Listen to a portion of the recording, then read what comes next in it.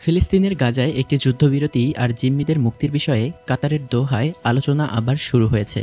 ওই আলোচনার মধ্যস্থতাকারী দেশ কাতার বলছে তারা এখন একটি চুক্তির কাছাকাছি অবস্থায় পৌঁছেছে। গাজায় একটি যুদ্ধবিরতি কার্যকর করা ও জিম্মিদের মুক্তির বিষয়ে ওই চুক্তি সম্পাদিত হতে পারে। কর্মকর্তারা আভাস দিয়েছেন ইসরায়েল ও হামাস চুক্তির বিষয়ে এখন চূড়ান্ত পর্যায়ে রয়েছে। ওই আলোচনার সাথে সম্পৃক্ত রয়েছেন ফিলিস্তিনি এমন একজন কর্মকর্তা বিবিসিকে জানিয়েছেন, গত 15 মাসের মধ্যে এই প্রথমবারের মতো ইসরায়েল ও হামাসের প্রতিনিধিরা একই ভবনে অবস্থান করে গত 8 ঘন্টা ধরে আলোচনা চালিয়ে যাচ্ছেন। যদিও মুখোমুখি নয়, তাদের মধ্যে আলোচনা হচ্ছে পরোক্ষভাবে। কাতার ও যুক্তরাষ্ট্রের কর্মকর্তারা মধ্যস্থতাকারী হিসেবে কাজ করছেন। এক বিবৃতিতে হামাস বলছে, আলোচনার বর্তমান অবস্থা নিয়ে তারা সন্তুষ্ট। তারা আশা করছে এই দফার আলোচনায় পরিষ্কার ও বিস্তারিত একটি চুক্তিতে উপনীত হবে। চুক্তির শর্ত নিয়ে এখন পর্যন্ত যা জানা যাচ্ছে, এখনও পর্যন্ত দুই পক্ষের মধ্যে যেসব বিষয়ে আলোচনা হয়েছে তার মধ্যে প্রধান কয়েকটি বিষয়ে উভয় পক্ষ একমত হয়েছে বলে আলোচকরা জানিয়েছেন। তবে এগুলোর বিস্তারিত নিয়ে এখন দর কষাকষি চলছে। জানা যাচ্ছে, যুদ্ধবিরতি চুক্তির জন্য গাজা ভূখণ্ড থেকে ইসরায়েলি সৈন্য সরিয়ে নেওয়ার যে শর্ত ছিল হামাসের, সেটি তারা প্রত্যাহার করেছে। বিবিসি জানতে পেরেছে উভয় পক্ষ একমত হয়েছে যে প্রথম দিন হামাস 3 জন জিম্মিকে মুক্তি দেবে। অন্যদিকে জনবহুল এলাকাগুলো থেকে সৈন্য সরিয়ে নিতে শুরু করবে ইসরায়েল।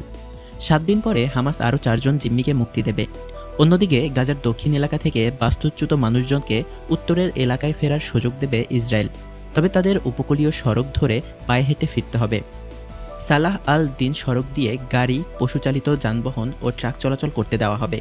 তবে কাতার ও মিশরের কারিগরি নিরাপত্তা বাহিনী পরিচালিত একটি এক্সরে মেশিনের মধ্য দিয়ে এগুলোকে যেতে হবে। চুক্তিতে বলা হয়েছে, প্রথম দফায় 42 দিনের জন্য ফিলাডেলফি করিডোরে ইসরায়েলি সৈন্যরা অবস্থান করে উত্তর আর দক্ষিণ সীমান্তের মধ্যে 800 মিটার লম্বা একটি বাফার জোন নিয়ন্ত্রণ করবে। সেই সাথে ইসরায়েল 1000 ফিলিস্তিনি বন্দীকে কারাগার থেকে ছেড়ে দিতে রাজি হয়েছে। তাদের মধ্যে 190 জন রয়েছে যারা 15 বছর বা তার বেশি সময় ধরে কারাভোগ করেছেন। বিনিময়ে হামাস 34 জন জিম্মিকে মুক্তি দেবে। চুক্তির দ্বিতীয় ও তৃতীয় পর্যায় নিয়ে আলোচনা করতে যুদ্ধবিরতির 16তম দিনে আবার বৈঠকে বসবেন আলোচকরা। যুদ্ধবিরতি চুক্তি আসলে কত দূরে? বিবিসির কূটনৈতিক সংবাদদাতা পল অ্যাডামস বলেছেন, অতীতের যে কোনো সময়ের তুলনায় একটি যুদ্ধবিরতি চুক্তি হওয়ার সম্ভাবনা এখন প্রবল হয়ে উঠেছে। কাতারের সময় দুপুরের দিকে সাংবাদিকদের কাছে আলোচনার অগ্রগতির তথ্য তুলে ধরেন কাতারের পররাষ্ট্র মন্ত্রণালয়ের মুখপাত্র মাজেদ আল আনসারি। তিনি বলেছেন, প্রধান ইস্যুগুলো শনাক্ত করা হয়েছে, যা একটি ইতিবাচক অগ্রগতি, কিন্তু এর মানে এই নয় যে একটি চুক্তি হয়ে গেছে। মাজেদ আল আনসারি আরও বলেছেন, ইস্যুগুলোর বিস্তারিত নিয়ে আলোচনা করতে গিয়ে উভয় পক্ষই জটিলতায় পড়েছে। কিছু ছোটখাটো বিষয় হয়তো পুরো প্রক্রিয়াটিকে দুর্বল করে তুলতে পারে। এসব বিষয়ে বিস্তারিত ঠিক করতে গিয়ে পুরো প্রক্রিয়াটি ভণ্ডুলো হয়ে যেতে পারে, অতীতে যেমন হয়েছে, তিনি সতর্ক করে দিয়ে বলেছেন। তবে আজই চুক্তি হবে কিনা সেই বিষয়ে সুনির্দিষ্টভাবে তিনি জানাতে রাজি হননি। সময়সীমা প্রসঙ্গে তিনি বলেন, এটা বলা খুব কঠিন। তিনি জানান, অতীতে যুদ্ধবিরতির বিষয়ে যে কোনো আলোচনার তুলনায় আমরা অনেক বেশি কাছাকাছি অবস্থায় রয়েছি।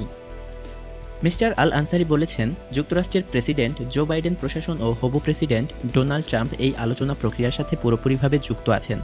বিবিসি সংবাদদাতারা বলেছেন, এরকম বেশ কিছু ইস্যু রয়েছে যা ছোট বিষয় বলে মনে করা হলেও উভয় পক্ষের আলোচনায় গুরুত্বপূর্ণ হয়ে উঠতে পারে। যেমন মিস্টার আল আনসারির কাছে একজন সাংবাদিক জানতে চেয়েছিলেন, হামাসের নিহত নেতা ইয়াহিয়া সিনওয়ারের মৃতদেহ ফেরত দেওয়ার বিষয়টি চুক্তিতে থাকবে কিনা। মিস্টার আল আনসারি অবশ্য এই প্রশ্নের উত্তর দেননি। তিনি বলেছেন, এবার চুক্তির বিষয়ে বিশেষ আশাবাদ তৈরি হয়েছে এবং একটি চুক্তিতে পৌঁছানো সম্ভব হবে বলে মধ্যস্থতাকারীরা আশা করছেন। আলোচনার অগ্রগতির জন্য যুক্তরাষ্ট্রের প্রেসিডেন্ট জো বাইডেন এবং হবু প্রেসিডেন্ট ডোনাল্ড ট্রাম্পের প্রতিনিধিরা উভয়ই কৃতিত্ব দাবি করেছেন। কয়েকদিন আগে যুক্তরাষ্ট্রের হবু প্রেসিডেন্ট ডোনাল্ড ট্রাম্প হুমকি দিয়ে বলেছিলেন, 20 জানুয়ারি অর্থাৎ তার শপথ গ্রহণের দিন, 20 জানুয়ারির মধ্যে যুদ্ধবিরতি না হলে দোজখ নেমে আসবে। 2023 সালের 7 অক্টোবর ইসরায়েলের দক্ষিণাঞ্চলে হামলা চালায় হামাস। সেই হামলায় প্রায় 1200 মানুষ নিহত হয় আর 251 জনকে জিম্মি করে নিয়ে যাওয়া হয়। এরপর হামাস নিয়ন্ত্রিত গাজা ভূখণ্ডে ইসরায়েল পাল্টা আক্রমণ শুরু করে। হামাস পরিচালিত স্বাস্থ্য মন্ত্রণালয় জানিয়েছে, ওই হামলায় এখন পর্যন্ত 46,600 জন মানুষের মৃত্যু হয়েছে। যুদ্ধে প্রায় 23 লক্ষ গাজাবাসী বাস্তুচ্যুত হয়েছেন।